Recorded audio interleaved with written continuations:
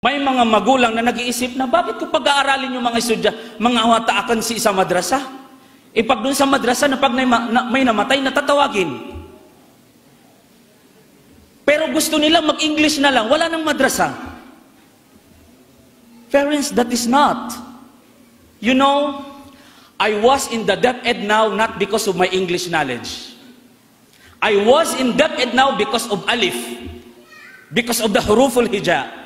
Because of the Islamic knowledge that I have when I used to be in Zayd bin Thabit. Imagine that, friends. Pinag-aral ako ng DepEd. Pagkatapos akong pag-aralin ng DepEd, pinagtrabaho sa DepEd. Kasi ang gusto lang nila sa akin ay yung kaalaman ko sa Islam at ang kaalaman ko sa Arabic language and Islamic values education. Kaya hindi totoo na pag pinag-aral mo ang bata sa madrasa, walang kwenta. Hindi po totoo yan, mga magulang. Hindi totoo yan.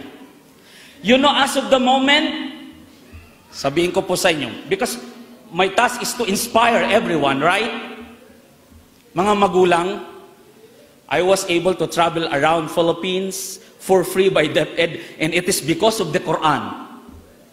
And it's because of the Alif that I have learned in the Zayd bin Thabit. Not because of the English that I have obtained. No. I was able to perform Hajj with my parents. Alam niyo po ba nang pumunta ako sa Safara, Saudiya, sabi pa ng Arab, Al-an, qad intaha Ramadan, famadha turid an tatluba minni? Fakultu lahu, sabi niya, tapos na ang Ramadan, gusto kitang bigyan, sabi niya, ng hadiah. Anong gusto mo? I never ask money. Sabi ng Arab, bibigyan kita kung anong gusto mong hadiah. But hindi po ako humingi ng pera. Hindi ako humingi ng posisyon. Ang hiningi ko lang, magampanan ang panglimang haligi ng Islam, which is Hajj, kasama ang dalawa kong magulang.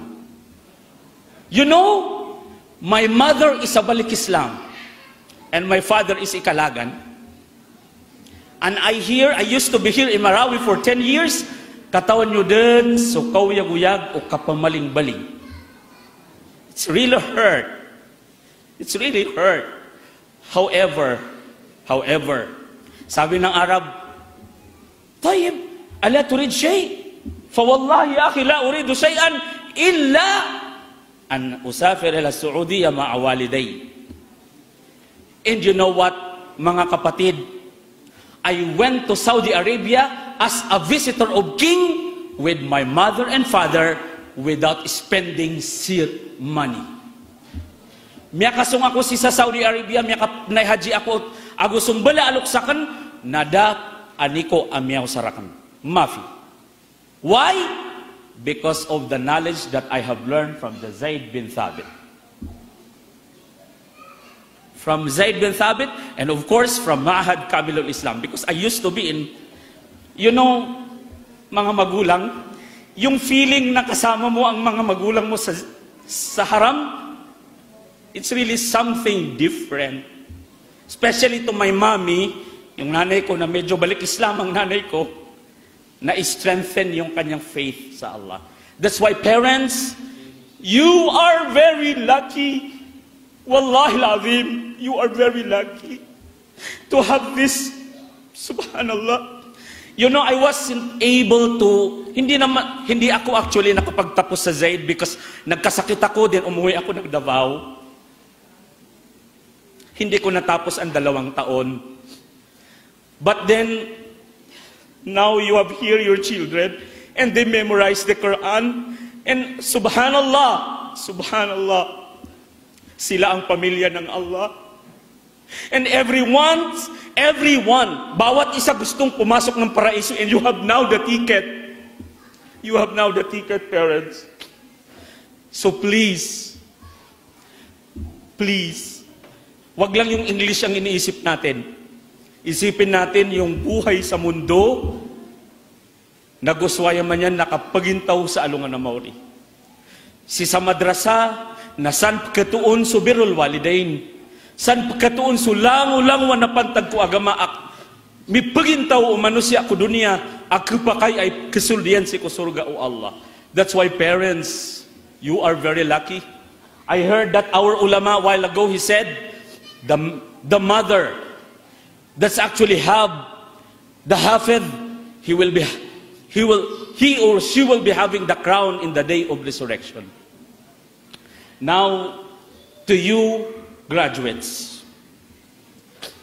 it is not important that you have all the knowledge. Hindi importante na mapasa inyo ang lahat ng kaalaman. Ang mahalaga, you have this and you have this. يَوْمَ لَا يَنْفَعُ مَالٌ وَلَا بَنُونَ إِلَّا مَنْ أَتَى اللَّهَ بِقَلْبٍ سَلِيمٍ. On the day of resurrection, money is nothing, everything is nothing, except for those who have clear heart. Kailangan yung ating nasasaulo, ang ating nasasaulo ay isa puso natin. Hindi importante yung nagkaroon ka ng kaalaman at dahil nagkaroon ka ng kaalaman na naging mayabang ka. Sabi mo, who are you? I am hafid. Ustad ka lang naman eh. Ako hafid ako. No, no, no. Because you know, when we say iman, qawlun bil lisan, wa'tiqadun bil qalb, wa amalun bil jawarih.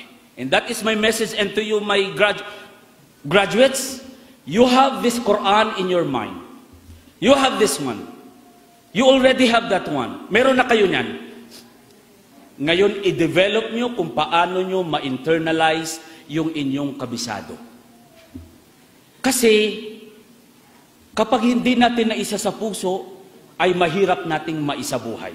Parang kalhimar, yahmilu, asfara. We don't like that one. We want someone, gusto natin yung nakamemorize, na isa sa puso at na isa sa buhay. Yan ang pinakamahalaga. Now, I would like to end my message into a knowledge. I hope that you will not forget this one. Sana hindi nyo po makalimutan, mga mag-aaral. Yung halaga ng 20 pesos at yung 5 pesos na coin. Ang 20 pesos, kung itaas mo siya sa baba at babagsak siya, walang tunog. Tama? Kapag ihagis natin sa taas yung 20 pesos or 50 pesos, yung papel, pagbagsak sa baba, walang tunog. Pero ang 5 piso, ang 5 piso, pag ihagis mo sa taas, pagbaba, maingay. Ang mensahe ko sa inyo, damur pakala kay ilmo, damur pakala kay daradat, na damur kang nagpapakumbaba. Kasi ang nagpapakumbaba, yun ang tinataas ng Allah subhanahu wa ta'ala.